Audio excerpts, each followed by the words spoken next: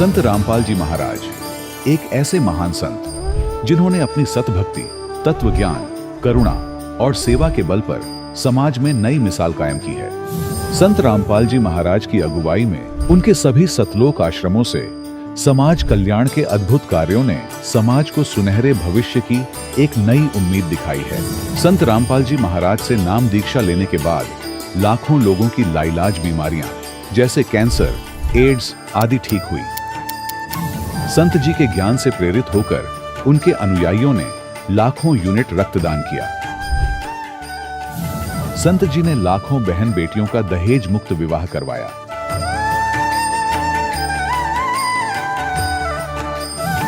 संत जी ने लाखों लोगों का नशा छुड़वाया, करोड़ों उजड़े परिवार बसे। संत जी के आश्रमों में समागम के दौरान निःशुल्क नेत्र चिकित्सा, दंत चिकित्सा प्रदान की जाती है। संत रामपाल जी महाराज द्वारा समय समय पर पर्यावरण संरक्षण के उद्देश्य से बड़े स्तर पर वृक्षारोपण किया जाता है। संत जी ने जरूरतमंदों को तत्काल राहत पहुंचाने के लिए एम्बुलेंस सेवा शुरू की। संत जी अपने अनुयायियों को देहदान के लिए प्रेरित करते हैं, जिससे मानवता की सेवा और चिकित्सा क्षेत्र में सुधार हो सके। संत रामपाल जी महाराज के सभी आश्रमों में हर रोज निःशुल्क भंडारा आयोजित किया जाता है, जहां हर वर्ग, हर जाति और हर धर्म के लोग एक साथ बैठकर भोजन करते हैं।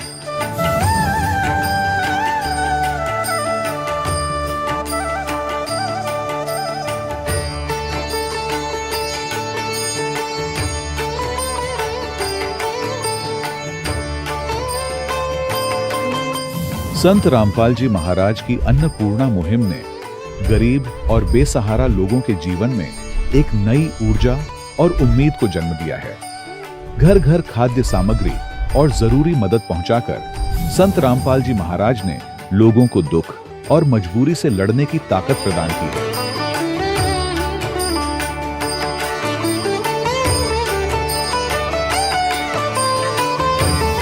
संत रामपाल जी महाराज द्वारा गरीब लोगों के लिए घर बनवाने का अद्भुत कार्य एक ऐसी मिसाल कायम कर रहा है जो सदियों सदियों संत जी की उदारता और दया भावना के तौर पर जाना जाएगा।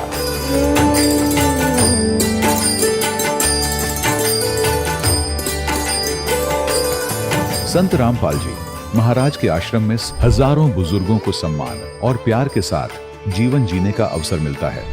उनके खाने, रहने और स्वास्थ्य की पूरी जिम्मेदारी संत रामपाल जी महाराज उठाते हैं। अनाथ बच्चों के लिए संत रामपाल जी महाराज के सभी आश्रम किसी वरदान से कम नहीं। यहाँ उन्हें शिक्षा, संस्कार और भविष्य के लिए बेहतर अवसर प्रदान किए जाते हैं।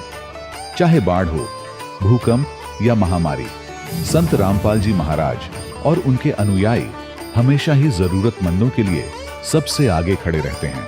कोविड महामारी के दौरान संत रामपाल जी महाराज के आश्रमों से करोड़ों लोगों के लिए भोजन, दवाइयां और जीवन रक्षक सामग्रियां उपलब्ध कराई गई। चाहे गरीब की मदद हो या किसी शोषित और पीड़ित वर्ग के हक और सम्मान की लड़ाई, संत रामपाल जी महाराज ने हमेशा ही उनकी दबी आवाज को सरकारों तक पहुंचाया है और उन्हें उचित न्याय दिलवाने में अहम भूमिका अदा की है। समाज में आध्यात्मिक और सामाजिक मूल्यों के प्रति जागरूकता लाने में संत रामपाल जी महाराज हर कदम पर मानवता के सच्चे सेवक साबित हुए हैं। संत रामपाल जी महाराज का जीवन हमें सिखाता है कि सच्ची सेवा वही है जो निस्वार्थ भाव से की जाए। आइए हम भी इस महान सेवा के कार्य में इस महान संत से जुड़ें और संत रामपाल जी महाराज से नाम दीक्षा लेकर अपने जीवन को धन्य बनाएं।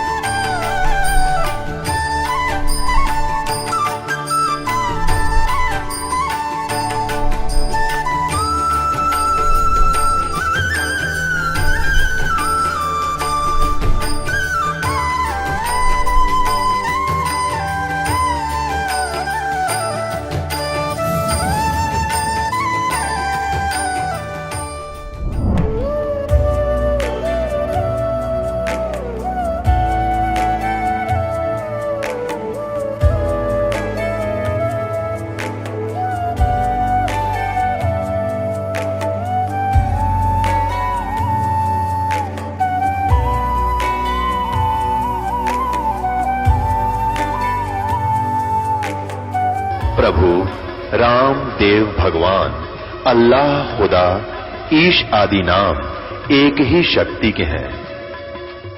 वो कैसा है, कहां है, कैसे मिलता है, किसने देखा है? ये प्रश्नवाचक चिन्ह पूर्ण रूप से हटाने के लिए अवश्य सुनिए जगत गुरु तत्वदर्शी संत रामपाल जी महाराज के अमृत वचन, सर्व पवित्र धर्मों के पवित्र शास्त्रों के आधार पर। सत साहिब दर्शकों, इंसान अक्सर भगवान से लाभ प्राप्त करने के लिए बड़े से बड़ा मंदिर तक बनवा लेता है, दिन रात देवी देवताओं की भक्ति करता है, लेकिन अगर उसके परिवार में शांति, स्वास्थ्य और सुख संपन्नता की जगह लगातार संकट, लड़ाई और बीमारी ही छाई रहे, तो यकीनन उसकी साधना शास्त्र अनुसार नहीं होती। दर्शकों, कुछ ऐसी ही कहानी थी हिमाचल प्रदेश मंडी की रहने वाली ज्योत्सना राणा जी की। ज्योत्सना राणा जी ने बचपन से ही हिंदू धर्म में प्रचलित हर भक्ति साधना को किया, लेकिन वक्त के साथ घर की सुख शांति दूर होती गई, पूरा परिवार परेशान रहने लगा, कलह और बीमारियां बढ़ती गईं, यहाँ तक कि ज्योत्सना जी और उनके बच्चे भी अस्वस्थ रहने लगे। लेकिन दर्शकों, आज ज्योत्सना जी का कहना है कि जब से मुझे संत रामपाल जी महाराज जी की शरण मिली, तब से मेरा जीवन ही बदल गया है। मेरी 33 साल की उम्र में मृत्यु थी, लेकिन अब संत रामपाल जी महाराज की कृपा से मेरी आयु बढ़ गई है। दर्शकों, क्या ऐसा हो सकता है कि संत रामपाल जी महाराज की भक्ति में इतनी शक्ति है कि लोगों की उम्र तक बढ़ रही है? आखिर इसके पीछे की सच्चाई क्या है? तो दर्शकों, आइए सुनते हैं ज्योत्सना राणा जी की कहानी इन्हीं की जुबानी। बहन जी नमस्कार। नमस्ते भैया। क्या नाम है आपका? भैया मेरा नाम ज्योत्सना राणा है। कहाँ से आए हैं आप? भैया मैं हिमाचल प्रदेश सुंदरनगर मंडी से हूँ। संत रामपाल जी महाराज से नाम दीक्षा लेने से पहले आप क्या भक्ति साधनाएं करते थे? भैया हिंदू धर्म में जन्म हुआ है, तो जैसे हिंदू लोग पूजा पाठ करते हैं, देवी देवता की पूजा करते हैं, व्रत करते हैं, मैं भी वैसे ही पूजा पाठ किया करती थी, व्रत करती थी, मंदिरों में बहुत ज़्यादा जाती थी और बचपन से मैं परमात्मा की भक्ति में लगी हुई थी। जब से मैं 4th 5th में पढ़ती थी तभी से मैं माता की भक्ति करने लग पड़ी थी। मेरी मम्मी बहुत बीमार रहते थे, इस कारण मम्मी ज़्यादातर हॉस्पिटल में रहते थे मेरे। तो मम्मी ने मुझे कहा कि जब भी तुझे माँ की याद आए तो टारना माता का नाम बताया हुआ था। अभी मुझे टारना माता का स्वरूप का भी पता नहीं था कि टारना माता होती कैसी है। बस ऐसा कहा था कि माता का नाम लेना है और माता को याद करना है, तुझे माँ की याद नहीं आएगी, माँ की कमी नहीं होगी। तो जैसा मम्मी ने मुझे बताया मैं वैसे ही भक्ति करने लग पड़ी, जबकि मुझे टारना माता का पता नहीं था। तो जब भी मैं अकेली होती थी तो मैं माता का नाम सिमरन करती थी 4th 5th से, तो माता की बहुत ज़्यादा भक्ति करने लग पड़ी। कहाँ से हैं आप? भैया मैं हिमाचल प्रदेश से हूँ। जिला कौन सा है आपका? मंडी। और आपकी शादी कहाँ पे हुई है? मेरी शादी पंजाब में हुई है। तो फिर संत रामपाल जी महाराज से कैसे जुड़ना हुआ आपका? भैया संत रामपाल जी महाराज से जुड़ने का मेन कारण ये है कि जैसे मैंने आपको बता दिया, मैं बचपन से ही पूजा पाठ करने वाली हूँ। तो परमात्मा की कृपा से मेरी शादी जिस व्यक्ति के साथ हुई वो मंदिर के गुरु पुजारी थे, साधु, 9 साल वो साधु भी रहे हैं। तो हमारे घर में बहुत बड़ा मंदिर है और जो हमारा कुल देवता है वो है बाबा द्योट सिद्ध। तो बाबा द्योट सिद्ध की मेरे भक्त जी ने स्थापना भी घर में की हुई थी। तो आपकी जब शादी हुई तो आपके पति उसी टाइम से साधु थे या बाद में बने? भैया वो पहले से ही साधु थे। तो फिर एक साधु के साथ में शादी कैसे? भैया जी मेरी मम्मी ख़त्म हो गए थे और जिनसे इन्होंने गुरु शिक्षा ली है वो मेरे मामा थे। पहले वाले गुरु जो इनके थे वो मेरे मामा थे। तो मेरे मामा जी ने इनके साथ मेरा रिश्ता कर दिया और मेरी शादी हो गई। और सबसे बड़ी बात ये है, साधु की बात नहीं है कि मैंने साधु से शादी की है, मेरे इनके साथ लेन देन था, कोई संस्कार था, तब मेरी साधु के साथ शादी हुई है। ऐसे कोई किसी के साथ किसी का रिश्ता नहीं होता है। ये जोड़ियाँ जो होती हैं वो पहले से परमात्मा बना के भेजता है। एक साधु महात्मा के साथ आपकी शादी हुई है और आप खुद भी पहले से भक्ति भाव में थे, भक्ति करते थे, हिंदू देवताओं की पूजा करते थे, आपके पति भी साधु थे, देवी देवताओं की पूजाएं भी करते थे और निश्चित तौर पर जो आपके पति हैं वो भी देवी देवताओं की भक्ति करते होंगे। तो फिर आपको दोनों को संत रामपाल जी महाराज की शरण में आने की क्या जरूरत आन पड़ी? भैया, संत रामपाल जी महाराज की शरण में आने का हमारा मेन कारण ये है कि मेरे पति जी गुरु पुजारी का काम करते थे। घर में हमारे मंदिर है, बाबा द्योट सिद्ध की स्थापना की हुई है। तो मेरे पति को भविष्यवाणी हो जाती है, पता लग जाता था हर एक की बात का कि देवी देवता क्या बोल रहा है। ये सारे के सारे जिन देवी देवताओं का हम पूजा पाठ करते थे, ये सभी के सभी हमें तंग करने लग पड़े। ये कहते थे कि हमें अलग अलग हमें स्थान बनाओ। तो हमारे घर की आर्थिक स्थिति भी ठीक नहीं है, घर परिवार है हमारा। तो एक मंदिर तो हमने पहले से बनाया हुआ था बाबा द्योट सिद्ध जी का। तो जिस तरह से ये सभी देवी देवता हमें मजबूर कर रहे थे कि हमें बोल रहे थे कि अलग अलग मंदिर बनाओ, तो हम मंदिर नहीं बना सकते थे। तो हमने इनकी नहीं मानी, हमने एक ही मंदिर था हमारा। तो इस वजह से देवी देवता आपस में लड़ने शुरू हो गए, और खुद भी तो आपस में तो ये लड़ते रहते थे, क्योंकि इन्होंने अलग रहना था, अलग मंदिर चाहते थे। इस वजह से इन्होंने हमें भी परेशान करना शुरू कर दिया। घर में मैं भी बहुत बीमार रहने लग पड़ी, बच्चे भी बीमार रहने लग पड़े, और घर में मेरे पति जी और मैं हमारी बहुत लड़ाई होती थी, घर में कलह क्लेश था। तो इस वजह से हमने, जब ये देवी देवता ही खुद लड़ने लग पड़े, तो ये हमारा क्या अच्छा कर सकते हैं। इसलिए हमने ये डिसाइड किया कि हम अब ये लाइन छोड़ देंगे, और हम 2013 में हम बेशक देवी देवताओं की पूजा पाठ करते थे, पर हम संत रामपाल जी का सत्संग हम सुनने लग पड़े थे। तो हमने डिसाइड कर लिया कि अब हम नामदान लेंगे और देवी देवताओं को छोड़ देंगे। बहन जी, जैसा कि आपने बताया कि आपके पति भविष्यवाणी करते थे, लोगों के दुख दर्द ठीक करते थे, वो पहले ही बता देते थे कि किसके साथ क्या होने वाला है। क्या आपको अपने जीवन में आपके पति द्वारा की गई कुछ भविष्यवाणियां याद हैं जो आप हमारे दर्शकों के साथ में साझा करना चाहें? भैया, सबसे बड़ी भविष्यवाणी ये है कि मेरे भक्त जी बोलते थे नामदान लेने से पहले, ये बोलते थे कि मेरे जीवन में एक ऐसा आदमी आएगा जो मेरा कल्याण कर देगा, मुझे पूर्ण परमात्मा से मिला देगा। बेशक हम देवी देवताओं की पूजा करते थे, फिर भी इनका मन अशांत सा था। तो ये मेरे से ऐसी बात करते थे कि मेरे जीवन में कोई ऐसा आदमी आएगा, मेरे जीवन का कल्याण कर देगा और मेरा मोक्ष हो जाएगा। दूसरी भविष्यवाणी ये है कि जिस वक्त सर मेरी इनसे शादी हुई थी, तो इन्होंने पटड़े पर बैठकर एक बार कहा था कि मेरी 32-33 साल की उम्र है और 32-33 साल में मैं ख़त्म हो जाऊंगी। आपकी उम्र कितनी है? इस वक्त भैया मेरी 34 साल है। लेकिन 32 साल की उम्र में तो आपकी मृत्यु हो जानी थी। आपके पति ने भविष्यवाणी की थी, लेकिन अब आप 34 साल के हो चुके हैं। तो इसका मतलब ये हुआ कि जो भविष्यवाणी आपके पति ने की थी वो झूठी साबित हुई। नहीं भैया, इनकी भविष्यवाणी झूठी नहीं थी। मेरी मृत्यु हो गई थी, पर मैंने संत रामपाल जी महाराज से नामदान ले लिया था, प्रथम उपदेश में थी। आपकी मृत्यु हो चुकी थी, तो आज आप जीवित कैसे हैं? भैया, ये परमात्मा की कृपा है, मैंने नाम दीक्षा ले ली थी। परमात्मा संत रामपाल जी महाराज ने मुझे बचा लिया। कैसे, कब की बात है? कब आपके साथ एक्सीडेंट हुआ? कब आपकी मृत्यु हुई? कब आप दोबारा से पृथ्वी पर आए? आखिर आपने जन्म कैसे लिया? पूरी कहानी बताइए।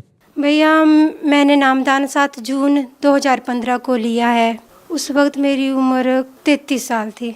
मैं 1 महीने के बाद, जुलाई महीना था, मैं खेतों में काम करने जा रही थी।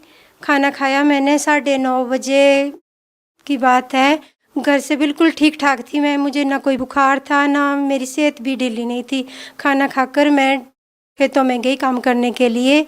टमाटर लगाए हुए थे, टमाटरों को धागा लगा रही थी मैं। तो भैया अचानक मुझे उल्टी आई, मेरी आंखें बाहर को हो गई। मेरे भक्त जी ने मुझे देखा, एकदम से गुस्से हो गए कि क्या कर रही है, तू घर चली जा, अगर तेरी तबीयत ठीक नहीं है तो काम छोड़ दे। मैं एकदम से घबरा गई। मेरे दिमाग में ये ख्याल आया कि अभी तो मैंने 1 महीना भी नहीं हुआ मुझे नामदान लिए हुए, तो ये मुझे क्या हो रहा है। मुझे अपने पति की भविष्यवाणी याद आई कि मेरी उम्र 32-33 साल बताई और यही मेरी उम्र है और मैं ख़त्म हो जाऊंगी। क्योंकि उस वक्त मुझे महसूस भी कुछ ऐसा ही हो रहा था, एकदम से घुटन सी हो रही थी। ऐसा लग रहा था कि जैसे कोई मेरा गला दबा रहा है, और एकदम से मेरा शरीर ठंडा पड़ रहा था। मैंने भगत जी को कहा कि मैं घर चली जाऊंगी, मेरी तबीयत ठीक नहीं है। इन्होंने कहा चली जा। मन में सोच रही थी कि लोगों को अगर मेरी ऐसी हालात में मुझे देख लिया कि मुझे तबीयत बिगड़ गई है, तो ये लोग जो हैं ये मेरा मजाक उड़ाएंगे, गुरुजी को, संत रामपाल जी महाराज को गलत कहेंगे कि पहले तो इसके आदमी ने नामदान ले लिया, देवी देवता छोड़ दिए, अब इसने नामदान ले लिया है, अब देवी देवता छोड़ दिए, अब तो ये कुत्ते की मौत मरेंगे, इन पर देवी देवताओं का प्रभाव पड़ रहा है और ये मर जाएगी, तभी इनके साथ ऐसा गलत हो रहा है। तो इस डर से मैं अपने चुपचाप मैंने मन में सोच लिया था कि घर में जो कुछ भी हो मैं घर चली जाऊंगी, और मुझे डर था कहीं मैं इधर पड़ ना जाऊं कहीं, तो मैं घर की तरफ चल पड़ी। पर भैया मैं घर नहीं पहुंच पाई, बीच में ही एकदम से मेरी जुबान बंद हो गई। मैं अपने भक्त जी को आवाज़ लगाने की कोशिश कर रही थी पर मैं आवाज़ नहीं लगा पा रही थी, और ऐसा लग रहा था कि मैं ख़त्म हो जाऊंगी। मैं सीधी घर को जा रही थी, पर थोड़ी देर के बाद मेरा सारा शरीर इतना ढीला हो गया कि मैं झुक के चलनी शुरू हो गई, मैं चल नहीं पा रही थी। तो उस वक्त मुझे अचानक गुरुजी का सत्संग याद आया। मुझे गुरुजी की याद आई कि गुरुजी कहते हैं कि जिसने नामदान लिया हो, जो मेरा शिष्य हो, उसे मौत नहीं आ सकती। मैं परमात्मा के, संत रामपाल जी महाराज की और जो हमारा पूर्ण परमात्मा है उसकी इच्छा से हमें मौत आएगी, ऐसे हमें मौत नहीं आ सकती। और मैंने उपदेश लिया हुआ है, मुझे मेरी मौत नहीं हो सकती। मुझे अपना परिवार याद आने लगा, बच्चे याद आने लगे। फिर मैंने जो मुझे प्रथम जाप मिला था उसका जाप करने की मैं कोशिश करने लगी, पर मैं कोशिश नहीं कर पाई क्योंकि मेरा ऐसा लग रहा था जैसे मेरी जुबान बंद हो रही है। उस वक्त मुझे सिर्फ संत रामपाल जी महाराज की छवि नजर आई थी, और उसके बाद मुझे भैया कुछ पता नहीं मेरे साथ क्या हुआ। मुझे पता नहीं मेरे भगत जी कैसे घर ले गए। 11 बजे की बात है जब मेरे साथ इस तरीके की तबीयत मेरी ख़राब हुई थी, और जब मैं उठी थी तो 4-5 बज रहे थे। तो इसके बीच में क्या हुआ मेरे भगत जी जानते हैं। संत रामपाल जी महाराज से नाम दीक्षा लेने के बाद आपको क्या लाभ हुए, क्या अनुभव हैं आपके? मुझे जीवन दान मिला, सबसे बड़ा लाभ तो ये है। बाकी आध्यात्मिक ज्ञान हो गया। पहले हम पूजा पाठ जैसे मर्जी हमें बताते थे, हम वैसे ही भक्ति करने लग पड़ते थे। अब हमें भक्ति का पता लग गया है कि हमने भक्ति कैसे करनी है और हमें लाभ कैसे होंगे, और भक्ति का तरीका समझ आ गया है, कैसे हमें भक्ति करनी चाहिए, हम कहाँ से आए हैं और हमने कहाँ को जाना है। संत रामपाल जी महाराज के बारे में क्या कहना चाहेंगे आप? संत रामपाल जी महाराज के बारे में यही कहना चाहूँगी कि ये पूर्ण परमात्मा है, और इनकी शरण में आओ और अपना जीवन कल्याण कराओ। जैसा कि हम देखते हैं कि अमूमन साधु संतों की जो वेशभूषा होती है, भगवा कपड़े पहनते हैं, जटाएं रखते हैं, मालाएं रखते हैं, लेकिन संत रामपाल जी महाराज की जो वेशभूषा है वो बिल्कुल साधारण है। क्या आपने जब संत रामपाल जी महाराज को पहली बार देखा तो क्या आपको लगा कि ये कोई संत है, इनसे नाम दीक्षा लेनी चाहिए? भैया मुझे ऐसा कुछ नहीं लगा। मुझे ये जो भग में चोले डालते हैं ये क्या सही भक्ति करते हैं? ऐसी बात नहीं होती। आदमी जो सही भक्ति करता है, सही भक्ति बताता है, वो ही संत है। ये चोले डाल के, ये बाल बढ़ा के कोई संत नहीं बनता है। देखिए, कुछ लोग मानते हैं कि जो लोग आशीर्वाद देते हैं और उनके आशीर्वाद से जो लोग ठीक हो जाते हैं तो वो उन्हें भगवान मानने लगते हैं। यदि इस तरह से भगवान को डिफाइन करें, संतों को डिफाइन करें, तो आपके खुद के घर में आपके पति खुद ही ऐसे संत थे जो लोगों को आशीर्वाद देते थे और लोग ठीक हो जाते थे। वो भविष्यवाणी भी करते थे। इसके बावजूद आप संत रामपाल जी महाराज की शरण में गए, तो वो जो लोग हैं जो आपकी बात को सुन रहे हैं वो हैरान होंगे कि आप लोगों को भी संत रामपाल जी महाराज की शरण में जाना पड़ा। भैया जो हम पहले भक्ति करते थे वो शास्त्रानुसार नहीं, बिल्कुल भी शास्त्रानुसार नहीं थी। हम हिंदू हैं तो जो हमारे पवित्र ग्रंथ हैं, पवित्र हमारी बुक्स हैं, हमें उसी के हिसाब से भक्ति करनी होती है, जबकि हम उसके आधार पर बिल्कुल भी भक्ति नहीं करते। भागवत गीता में कहीं भी नहीं लिखा है कि श्राद्ध करो, जबकि हम श्राद्ध करते हैं। व्रतों को भी मना किया तब भी हम व्रत करते हैं। तो फिर उसके लिए संत रामपाल जी महाराज की शरण में जाने की क्या जरूरत थी? आप व्रत नहीं करते और शास्त्रों के अनुसार भक्ति करने लग जाते, तो फिर आपको संत रामपाल जी महाराज की शरण में जाने की जरूरत भी नहीं होती। भैया जी बिना गुरु के तो गति भी नहीं होती है। तो फिर गुरु तो हिमाचल में भी बहुत सारे होंगे ना, पंजाब में भी बहुत होंगे। आपने हरियाणा में संत रामपाल जी महाराज से ही नाम दीक्षा क्यों ली? संत रामपाल जी महाराज से हमने नामदान इसलिए लिया क्योंकि ये शास्त्रानुसार भक्ति बताते हैं जो हमारे धार्मिक ग्रंथ हैं, वेद हैं, उनके आधार पर हमसे भक्ति कराते हैं। बाकी धर्मगुरु जो भी हैं वो इस आधार से भक्ति नहीं करवाते, मनमाना आचरण करवाते हैं। जी बहुत बहुत धन्यवाद। सत साई भैया। दर्शकों, अभी आपने सुने संत रामपाल जी महाराज से दीक्षा प्राप्त करके सुखी हुए भक्त के अनुभव। अब देखिए जगत गुरु तत्वदर्शी संत रामपाल जी महाराज के मंगल प्रवचन। परम पिता परमात्मा पूर्ण ब्रह्म सर्व सृष्टि रचनहार कबीर परमेश्वर जी की असीम रजा से आप सभी पुण्यात्माएं सत्संग सुनने के लिए उपस्थित हुए। परमेश्वर की असीम रजा हो जाती है, उन्हीं पुण्यात्माओं को मानव शरीर प्राप्त होता है। मानव शरीर प्राप्त करके जिनकी भक्ति में रुचि है, श्रद्धा आस्था है, वो और भी अच्छी आत्माएं हैं। और परमात्मा की तड़प में भटक रही उन आत्माओं को सत्संग मिल जाता है, सतगुरु मिल जाता है, सच्चा मार्ग मिल जाता है, तो वो पुण्यात्माएं परमात्मा की विशेष लाडली होती हैं। आप सभी पुण्यात्माएं उन तीसरे प्रकार की उत्तम आत्माओं में से हो जिनको मानव शरीर प्राप्त है, परमात्मा की तड़प में भटक रहे थे, आपको सत्संग मिला, सच्चा नाम मिला, सच्चा ज्ञान मिला। तो सत्संग मिलने से, सतगुरु मिलने से जीव का उद्धार होता है, मनुष्य जीवन सफल होता है।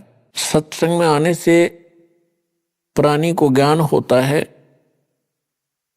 मेरा यहां मनुष्य जीवन प्राप्ति का क्या उद्देश्य है और किस उद्देश्य को लेकर मैं जी रहा हूं। जो क्रियाएं, साधनाएं और जो संपत्ति में एकत्रित कर रहा हूं, ये मेरे साथ कितने समय तक रहेंगी। सत्संग में आने से ही आत्मा सतर्क होती है। सत्संग से पता चलता है कौन से कर्म करने चाहिए, कौन से ना करने चाहिए।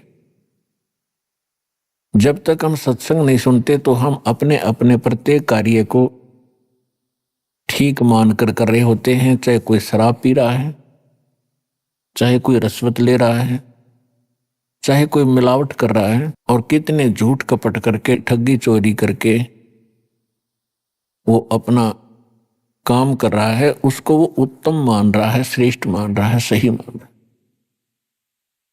सत्संग के अंदर परमात्मा का विधान बताया जाता है और उस विधान का जो उल्लंघन करता है उसको क्या सजा मिलती है, उसको कितना दंड मिलता है, ये भी परमात्मा के विधान में लिखा हुआ है, वो सत्संग के अंदर बताया जाता है। जब जीव को, जो प्राणी को परमात्मा के विधान का ज्ञान होगा तो फिर वो परमात्मा से डर के अपना जीवन सफर तय करेगा, बहुत से पापों से बचेगा और फिर सत भक्ति करके मनुष्य जीवन को सफल करेगा। परमात्मा हमें याद दिलाते हैं कि इस संसार में आकर के आप क्या कर रहे हो, आपने करना क्या चाहिए था। कबीर होड़ा जीवन ये मंडे बहुत मंडाण और सब ही उभा पंथ सिर राव रंक सुल्तान। परमात्मा हमें समझाना चाहते हैं कि जीवन तो आपका पता नहीं कितने समय का है। कबीर साहब कहते हैं, श्वास उश्वास में नाम जपो, व्यर्था श्वास मत खो, न जाने इसी श्वास को आवन हो कि न हो। उसके विषय में परमात्मा फिर कहते हैं, कबीर थोड़ा जीवना, ये जीवन थोड़ा, और मंडे बहुत मंडाण, कल्पनाएं पता नहीं कितनी लंबी चौड़ी बना के आपने स्कीम बना के रख रखी है। और सब ही उभा पंथ सर राव रंक सुल्तान, सभी यहां से चलने वाले मार्ग पर खड़े हैं, कभी भी आपका नंबर यहां से प्रस्थान करने का आ सकता है। कबीर, एक दिन ऐसा होएगा सबसे पड़े बिछो, राजा राणा राव रंक भाई सावधान क्यों न हो। परमात्मा कहते हैं एक दिन ऐसा होगा आप सबसे विदाई ले लोगे और जिसको आप अपना मान रहे हो ये आपका नहीं है। आप अपने संस्कारवश यहां आए हो, जन्मे हो, संस्कार पूरे होते ही आप यहां से चले जाओगे। ये ज्ञान आपको सत्संग से होता है, सतगुरु कराते हैं और सतगुरु परमात्मा का विधान बताते हैं। परमात्मा ने जो विधान बताया था 600 वर्ष पहले, वो आपको दास बता रहा है, सुना रहा है। एक दिन ऐसा होएगा सबसे पड़े बिछो, राजा राणा राव रंक भाई सावधान क्यों न हो। चाहे कोई राजा है या रंक, निर्धन व्यक्ति है, सभी परमात्मा के बच्चे हैं। परमात्मा सभी के लिए एक सामूहिक इंस्ट्रक्शन दे रहे हैं, हिदायत दे रहे। उजड़ खेड़े ठेकरी ये गुड़ गुड़ गए कुमारे, रावण जैसे चले गए वो लंका के सिकदार। ऊंचा दिखे धौलरा ये मंडी चिती पोले, एक हरि के नाम बिना यू काल मारा रोड़। कबीर देवल ढह पड़ा ये ईट रही संवारे, करचे जारा से प्रीतड़ी भाई डहे न दूजी बार। कबीर कहाँ चनाव है मैडिया ये लंबी भीत उसारे, घर तो 3.5 हाथ भाई गणात 4.25। परमात्मा हमें याद दिलाते हैं कि तू आप परमात्मा के विधान से अपरिचित और इस नासवान स्थान को स्थायी मानकर अनजानपने में बड़ी बड़ी कोठियां बनाने में अपना अनमोल मनुष्य जीवन नाश कर रहा है। कहते हैं कहाँ चुनाव है मैडिया कोठियां, लंबी भीत उसार, लंबी लंबी दीवार खींच रखी थी। घर तो 3.5 हाथ और घना तो 4.25। टाइम पास करने के लिए इस लोक में परमात्मा बताते हैं कि ज्यादा से ज्यादा और कम से कम एक मनुष्य ने एक चारपाई पे और एक कमरे के कोने में सोना होता है, और उसके लिए 6 कमरे 10 कमरे बनाओ, ऊपर नीचे कोठी 6 मंजिल की बना कर बैठ गया। तो परमात्मा कहते हैं ये ज्ञानहीन प्राणी के लक्षण होते हैं, जिसको पता नहीं तू कब यहां से चला जाएगा, कब तेरा जाना हो जाएगा। कबीर साहब कहते हैं साथी हमारे चले गए हम भी चालन हारे, कोई कागज में बाकी रह री भाई ताते लगी है वारे। परमात्मा अपने ऊपर उदाहरण देकर बता रहे हैं कि भाई देख लो, पिछले इतिहास देख लो, कितने राजा हुए, हम कितने इतिहास पढ़ा करते। राजाओं के उसने उस पर चढ़ाई कर दी, उसने उसको पराजित कर दिया, कब्जा कर लिया। कहाँ गए वो खुद भी? कितनी सेनाएं मरवाई, कितने पाप किए एक राज्य प्राप्ति के लिए, और कितने दिन राज्य किया। अब क्या होंगे वो बने हुए, ये परमात्मा के विधान से उनकी जानकारी होती है। कबीर हरि के नाम बिना ये राजा रसब हो, मट्टी लद कुमार के वही घास न नीरे कोई। एक परमात्मा की भक्ति के बिना इन प्राणियों के संग में क्या बनेगा? चाहे कोई प्रधानमंत्री है, चाहे सारी पृथ्वी का राष्ट्रपति है। परमात्मा की भक्ति के बिना अगले जीवनों में वो पशु योनि में जाएगा और गधे की योनि प्राप्त होगी। उसमें उसको क्या सुविधाएं होंगी अंडरस्टूड है। तो ये ज्ञान जब तक आत्मा को पता नहीं लगेगा, ये यही खिलौनों से खेल कर अपना जीवन नाश कर जाता है। अब परमात्मा क्या बताते हैं, साथी हमारे चले गए भाई हम भी चालन हारे, कोई कागज में बाकी रह रही तात लगी है वार। पहले कितने चले गए, कैसे कैसे उनके इतिहास बने, कहाँ वो है कि नामो निशान उनका, और आगे उनके साथ आज क्या बीत रही होगी। कोई पशु बना, कोई पक्षी, कोई चूहा बनकर धक्के खा रहा है। ऐसे गंदे लोक में हम क्या बन के बैठ गए। तो परमात्मा आकर आंख खोले हमारी, और काल हमारे को यहां बस उल्टी शिक्षा देकर सारे उल्टे काम करवा के जीवन नाश करवा देता है इस प्राणी का। फिर ये बड़ा खुश रहता है। और जब परमात्मा आते हैं या उनका सत्ज्ञान प्रारंभ होता है तो उसको बड़ी बेचैनी हो जाती है। अपना आत्माओं सत्संग के अंदर प्रत्येक पहलू पर ज्ञान दिया जाता है। आज जो बहन बेटियां, जैसे पहले राजा की लड़कियां, राजा की रानियां और भी अच्छे उच्च घराने की जो माने जाते थे, अच्छे इज्जतदार लोग मानते थे संसार की दृष्टि से, उनकी बहू बेटियां सत्संग में नहीं जाते थे। अपने घर से भी बाहर कदम बहू बेटियों को नहीं रखने देते थे। उसमें अपनी हानि और इज्जत का नाश समझते थे। उसके विषय में तत्व ज्ञान में क्या बताया है, बीबी पड़द रहे थी वो डोडी लगे थी बारे, अब गात उघाड़े फिरती है वो बन कुतिया बाजारे। वो पर्दे की सुंदरी सुनो संदेशा मोरे, इब गात उघाड़े फिरती है वो करे सरायों सोरे। नक बेसर नक पे बनी व पैर थी हार हमेल, सुंदरी से कुतिया बनी अब सुन साहेब के खेले। पुण्यात्माओं, ये विचार करने की बातें हैं। ये परमात्मा का दिया ज्ञान है, किसी डूम बाट के गीत नहीं कि उसने वैसे ही बकवाद कर दी होंगी। ये 100% सत्य है। हमें ज्ञान नहीं था, इसलिए हम इनसे दूर होकर अपना जीवन नाश कर ही रहे थे।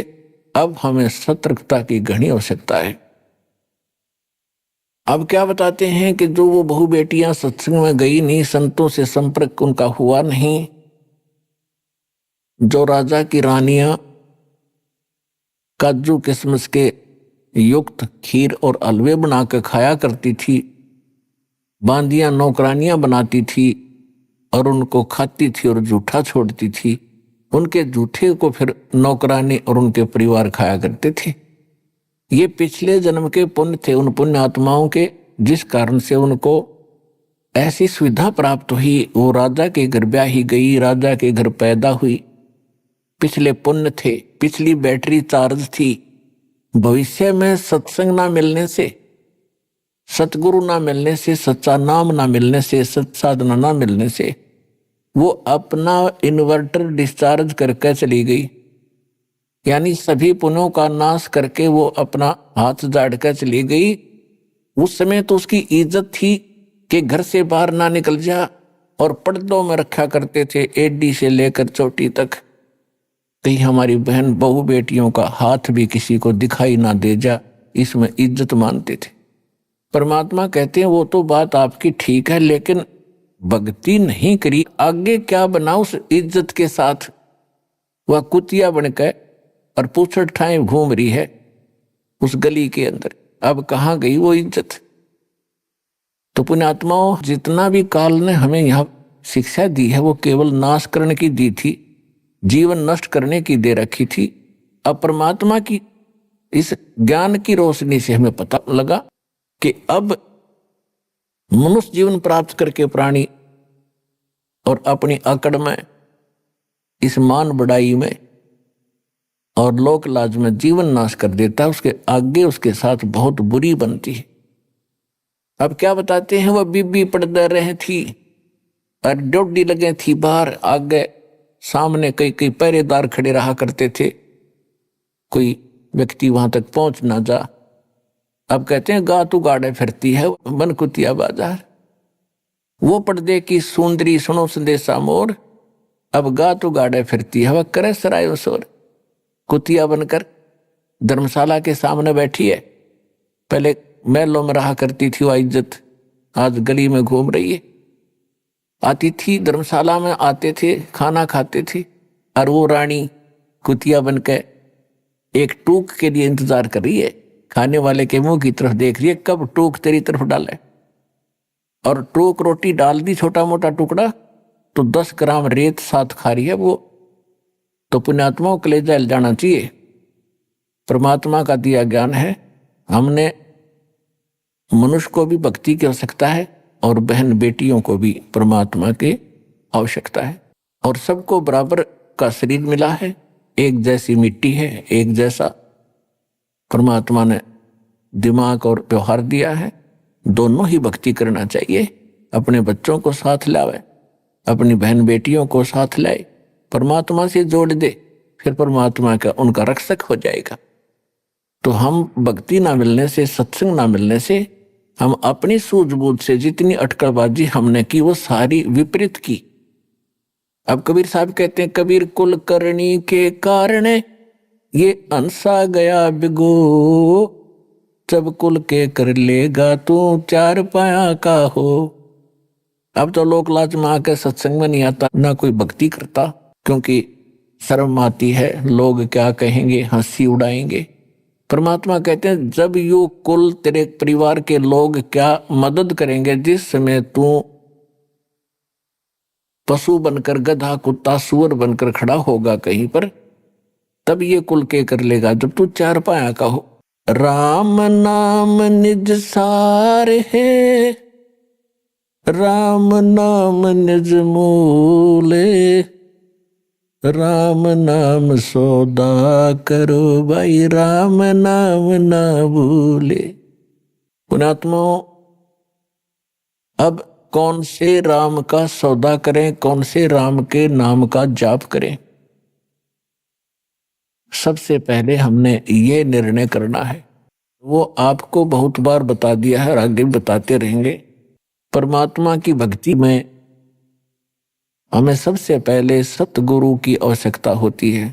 जैसा कि आज सुबह के सत्संग में आप सुन रहे थे कि परमात्मा ही स्वयं अपना ज्ञान बताते हैं, सच्चा ज्ञान बताते हैं, अपनी जानकारी देते हैं। अपने द्वारा रची हुई सृष्टि को वही स्वयं आकर ज्ञान बताते हैं, उसी को जानकारी देते हैं।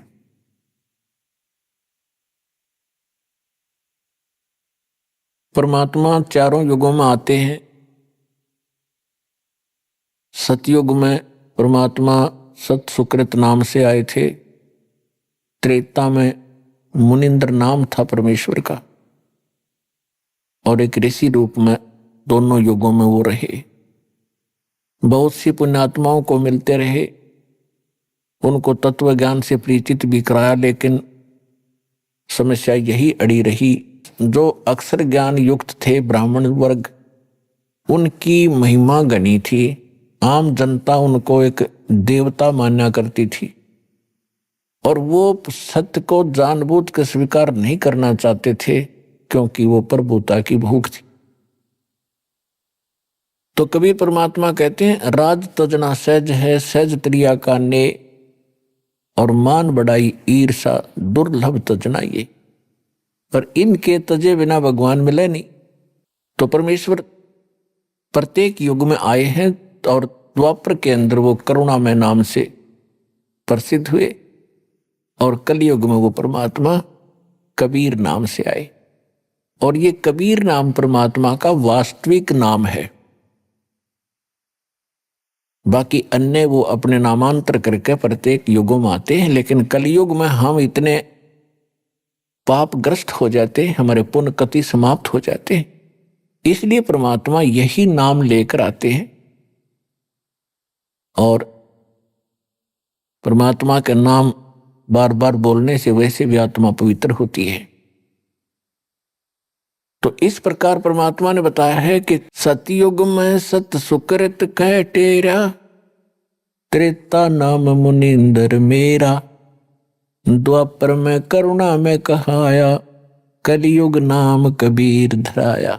जब कलयुग में परमात्मा आए सन 1398 संवत 1455 ज्येष्ठ सुदी पूर्णमासी, जेठ उतरते की पूर्णमासी को दिन में सुबह यानी सुबह सुबह ब्रह्म मुहूर्त में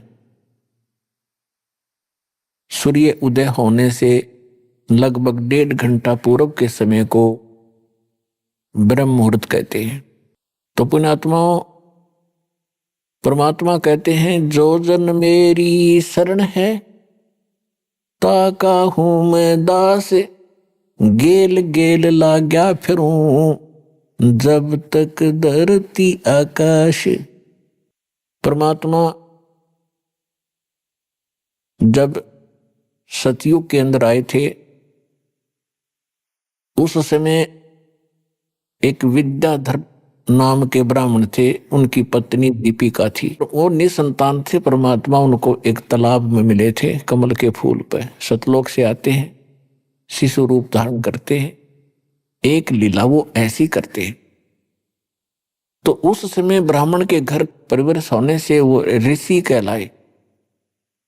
त्रेता युग में फिर वही ब्राह्मण और ब्राह्मणी वेद विज ब्राह्मण हुआ और सूर्या वो दीपिका वाली आत्मा हुई।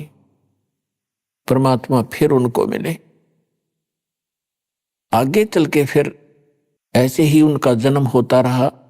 तो जो विद्याधर ब्राह्मण था वही स्वामी रामानंद जी की आत्मा थी।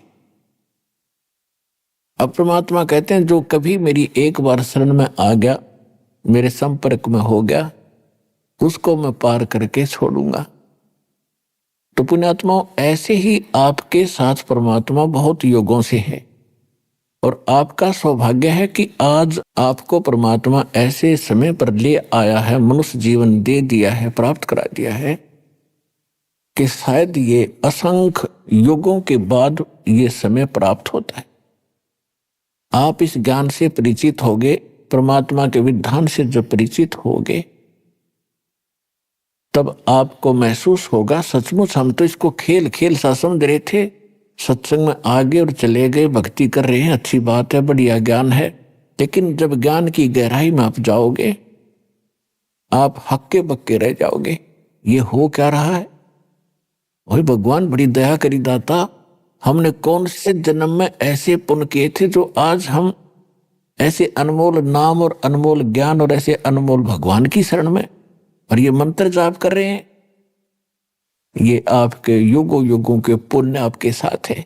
आज बेशक कोई घसियारा है, कोई मजदूर है, चाहे बेशक रोग से ग्रस्त है, वो पाप कर्म आपके पिछले जन्म जन्मांतर के हैं, लेकिन आपके भक्ति के जो अंक हैं वो भी निराले हैं, अद्भुत हैं। और आपको वो दुख आपका वरदान बन गया जो सतलोक आश्रम आपको ले आया। और परमात्मा कहते हैं उस सुख के माथे पत्थर पड़ो, इसे सुख का आग लगा जिस तो भगवान की भूल पड़े। आज बने बैठे ही अफलातून, कोई मंत्री, कोई एमएलए और बड़े आईएएस आईपीएस डॉक्टर इंजीनियर, और भूल गए भगवान। उनको झांक के देखना चाहिए अपनी पिछली दूसरी तीसरी चौथी पांचवी पीढ़ी पर, उनके पूर्वज कैसे रहा करते थे, कितना सिंपल उनका रहन सहन था, कितनी नेक आत्मा थी, कितना उनमें सद्भावना थी, कितने पापों से डरने वाले थे। और आज माया का ये भांग पी ली हमने और अहंकार बढ़ गया। आज अफलातून बना बैठा, कल मृत्यु हो जाएगी उस इंजीनियर की, आईएएस आईपीएस की, मंत्री प्रधानमंत्री की, अगले जन्म में कुत्ता बना घूम रहा होगा। तो ये दुख अब याद दिलाए जा रहे, इस पर विचार करना पड़ेगा, नहीं तो बहुत दुर्गति हो जाएगी इस जीव की। तो परमात्मा कहते हैं मैं गेल गेल लाग्या फिरता हूं। कहते हैं जब तक तुझे पार नहीं कर लूंगा, इतना दम ले लूंगा। तो आपका तो वो समय आ गया, आप इनका पार हो जाओगे। परमात्मा का बहुत सा काम घट गया। परमात्मा आपके साथ योगों से भटक रहे हैं। 600 वर्ष पहले आए थे परमात्मा और 64 लाख शिष हो गए थे कबीर भगवान के, 64 लाख शिष। एक धानक के, एक जुलाहे के, एक झोंपड़ी में रहने वाले मजदूर के, और 64 लाख शिष हो जाना, जिसको आज हम एक भगत और संत कह के उसकी फाइल क्लोज कर रखी थी हमने। इन नकली आचार्य और शंकराचार्यों के अज्ञान के आधार से हम लाल को कुर्डी में फेंक रखा था, कूड़े में, और कौड़ियों की गठड़ी बांध रखी थी, बैंक बैलेंस बना रखा था। वह भूल थी, अब वो भूल मिटेगी। तो पुण्यात्माओं, जब परमात्मा द्वापर युग में आए थे, उस समय एक सुपच नाम के, सुदर्शन नाम के एक वाल्मीकि थे, और परमात्मा को एक वाल्मीकि दंपत्ति जो निसंतान था, वो उसको उठा लाए थे। परमात्मा ने शिशु रूप धारण किया था, और कमल के फूल पर वो विराजमान होते हैं। प्रत्येक युग में एक लीला वो ऐसी करते हैं, और उनका नाम था भिक्खु, उसकी पत्नी का नाम था गोदावरी। और सुदर्शन के जो माता पिता थे, उन्होंने परमात्मा का नाम नहीं ग्रहण किया था। जब परमेश्वर द्वापर युग के अंदर एक लीला कर रहे थे, सुदर्शन को यह बात समझ में आ गई थी। सुदर्शन जी कौन थे? वो सुदर्शन वो थे, सुपथ सुदर्शन, जिनके बारे में हम सुना करते थे कि पांडवों ने एक अश्वमेघ यज्ञ किया था, उनका यज्ञ संपूर्ण नहीं हुआ था, और सुपच नाम के एक भगत ने, सुदर्शन सुपच ने, वो यज्ञ पूर्ण की थी। तो वो सुपच सुदर्शन परमेश्वर कबीर जी के शिष्य थे, और परमात्मा कबीर जी ही उस अपने भगत की इज्जत रखने के लिए उसका रूप बना के पांडवों की यज्ञ में गए थे, और तब उनका शंख बजाया था। आज का जो विषय है, हम कुछ और विषय पर आपको सत्संग सुनाने जा रहे हैं, इसको विस्तार से नहीं बताएंगे। तो ऐसे भक्त थे वो।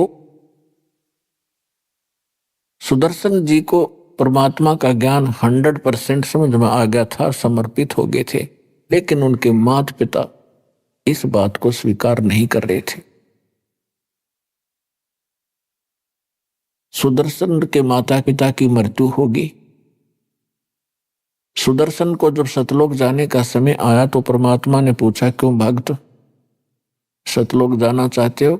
कहने लगा, महाराज बिल्कुल तैयार है, आपने ज्ञान ही ऐसा दे दिया, यहाँ कुछ रखा ही नहीं है। तो परमात्मा ने कहा कि देख ले भाई, किसी में तेरी आस्था तो नहीं है। तो उस समय सुदर्शन भगत ने कहा, परमात्मा मेरी कोई आस्था नहीं है।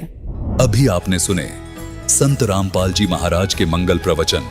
आइए अब सुनते हैं संत रामपाल जी महाराज से नाम दीक्षा लेकर सतभक्ति करके अद्भुत लाभ प्राप्त करने वाले अनुयायी के विचार। दर्शकों, यह कहानी है नागपुर महाराष्ट्र के श्रीरंग छटाप जी की, जिन्होंने 35 वर्षों तक गुरुपद पर रहते हुए भी न तो आत्मिक संतोष पाया और न ही आर्थिक समृद्धि।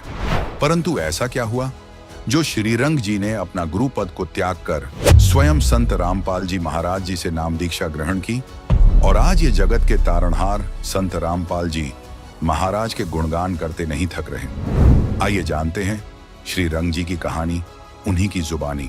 सर नमस्कार। नमस्कार सर जी। सर क्या नाम है आपका? श्रीरंग चटप। सर कहाँ से आए आप? मैं नागपुर जिला सावनेर तहसील, गांव नंदापुर। सर संत रामपाल जी महाराज जी से नाम दीक्षा लेने से पहले आप क्या भक्ति साधना करते थे? संत रामपाल जी महाराज जी जुड़ने से पहले मैं कबीरपंथी आश्रम में सेवा में था 35 साल। वे हमारे पुराने गुरुजी संत अजबदास जी महाराज थे। उन्होंने 1952 में संत कबीर आश्रम नंदापुर की स्थापना की थी, और मुझे बचपन से भक्ति का लगाव था, ईश्वर जी के खोज में लगाव था। तो मैं 5वीं 6वीं क्लास में था जब वारकरी संप्रदाय में था, और मेरी इच्छा थी कि मैं हरिभक्त परायण बनूंगा, कीर्तन करूंगा, पढ़ाई नहीं करूंगा, ड्यूटी नहीं करूंगा। तो मैंने 6वीं क्लास में स्कूल छोड़ दिया था, और आनंदी वहाँ जाने वाला था अपना वारकरी संप्रदाय हरिभक्त परायण कीर्तनकार बनने के लिए। तो क्या हुआ भगत जी, मेरे बड़े भाई थे, उन्होंने मुझे नहीं जाने दिया। बोले पढ़ो, बोले आप पहले, और बाद में तुम क्या करना है बाद में सोचो बोले। तो उन्होंने मुझे 11वीं तक पढ़ाया सर जी। और मैं रामटेक जाता था। पहले मेरे गुरुजी रामा कोनाले अजबराव दास हिवरकर जी वारकरी संप्रदाय हरिपाठ करता था, उनके पास में कीर्तन में बैठता था और उनके साथ कम से कम 20-25 साल मेरे वारकरी संप्रदाय में गए भगत जी। क्या आप कोई गुरुपद पे रहे हैं? नहीं, पहले नहीं थे भगत जी गुरुपद पे।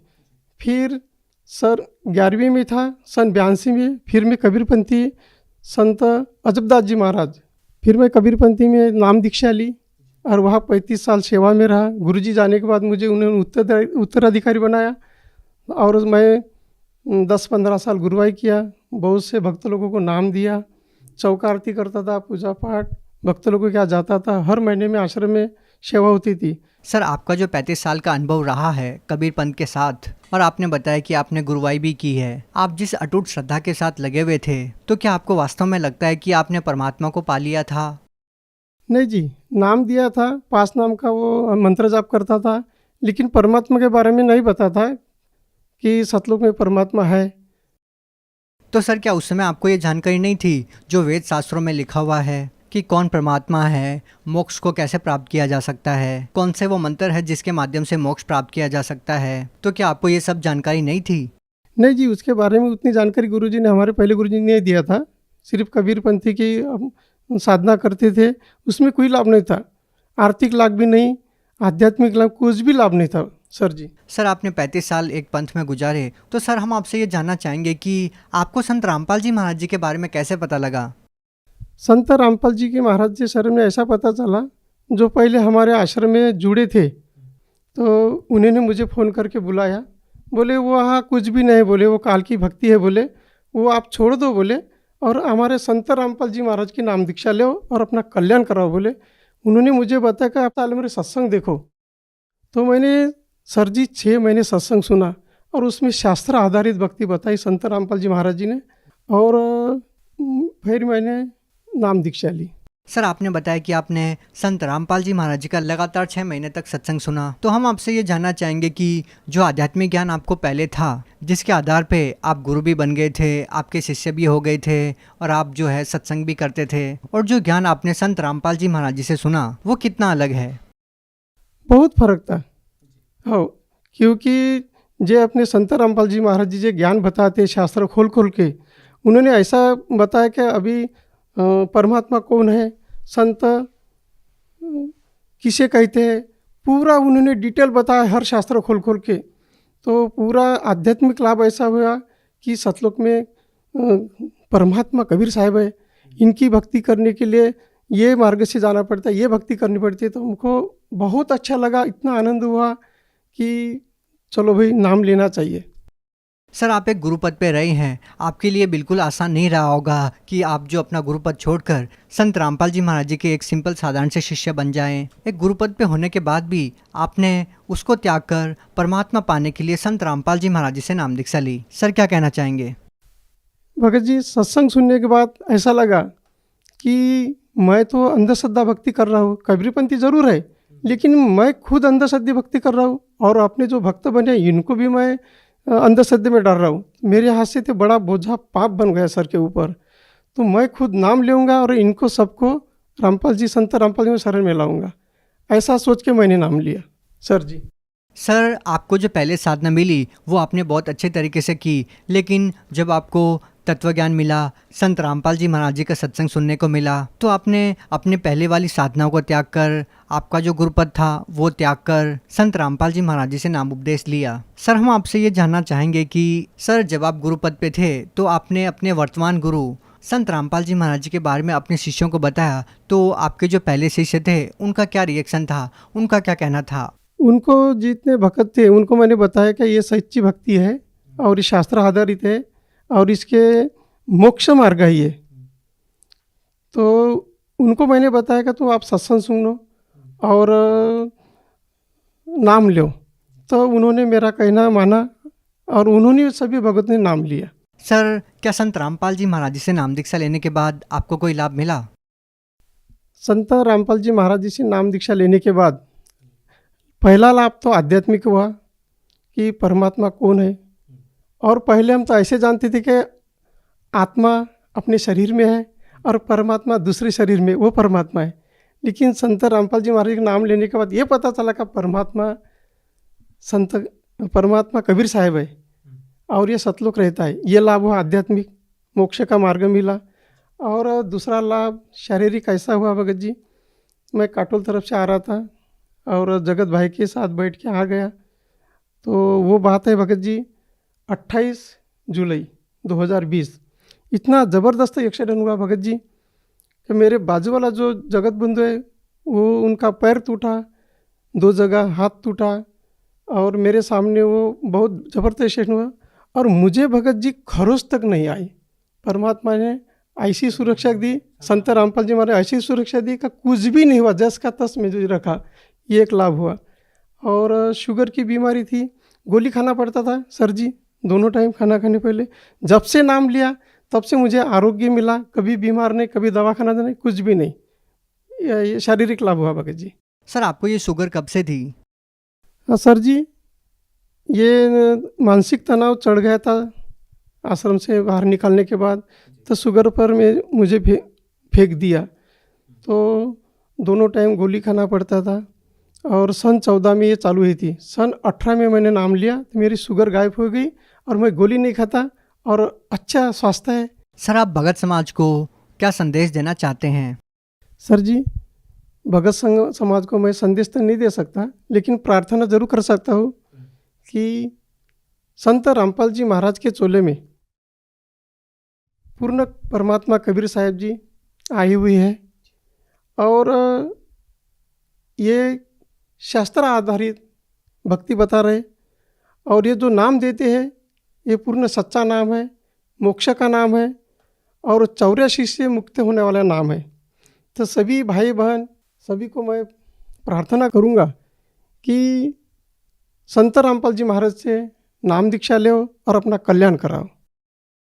सर, जैसे कि आपने बताया कि पहले आप गुरुपद पे रहे हैं और आप अपने शिष्यों को जितना आपको ज्ञान था वो आप ज्ञान देते थे, लेकिन संत रामपाल जी महाराज जी के सत्संग सुनकर आपको लगा कि नहीं, जो ज्ञान संत रामपाल जी महाराज जी के पास है वो आज किसी के पास नहीं है। तो फिर आपकी तरह जो अन्य धर्मगुरु जो गुरुपद पे बैठे हुए हैं उन लोगों को आप क्या संदेश देना चाहते हैं, क्या कहना चाहते हैं?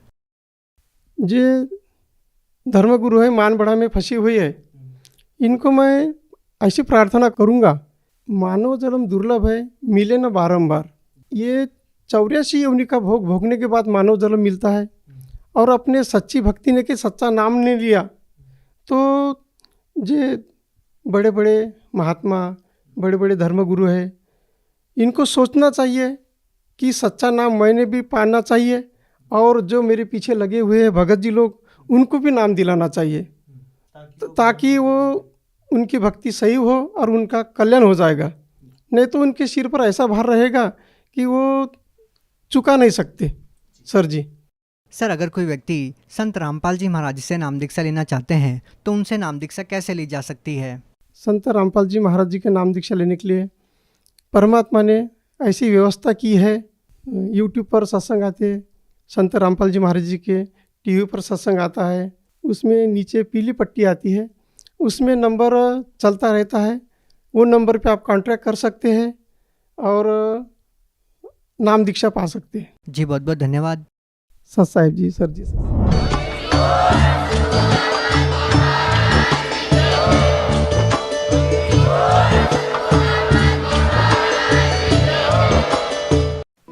आप सुन रहे थे जगत गुरु तत्वदर्शी संत रामपाल जी महाराज के मंगल प्रवचन।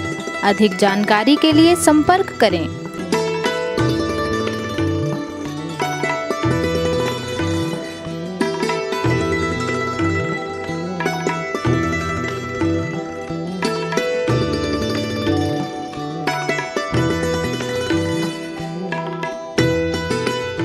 जगत गुरु तत्वदर्शी संत रामपाल जी महाराज जी के पावन सानिध्य में भक्ति की अलख जगाने तथा श्रद्धालुओं को सत्य भक्ति मार्ग का रास्ता दिखाने हेतु कनाडा के लोकप्रिय channel the TV NRI channel पर जगत गुरु तत्वदर्शी संत रामपाल जी महाराज जी के मंगल प्रवचनों का प्रसारण प्रतिदिन सुबह 7:30 बजे से 8:30 बजे तक तथा रात्रि 7:30 बजे से 8:30 बजे तक किया जा रहा है। इस सत्य भक्ति मार्ग को अपनाने के लिए अधिक से अधिक सत्संग प्रसारण देखें। इस सत्संग प्रवचन का सीधा प्रसारण संत रामपाल जी महाराज लाइव सत्संग YouTube चैनल और जगत गुरु संत रामपाल जी महाराज फेसबुक पेज पर भी देख सकते हैं।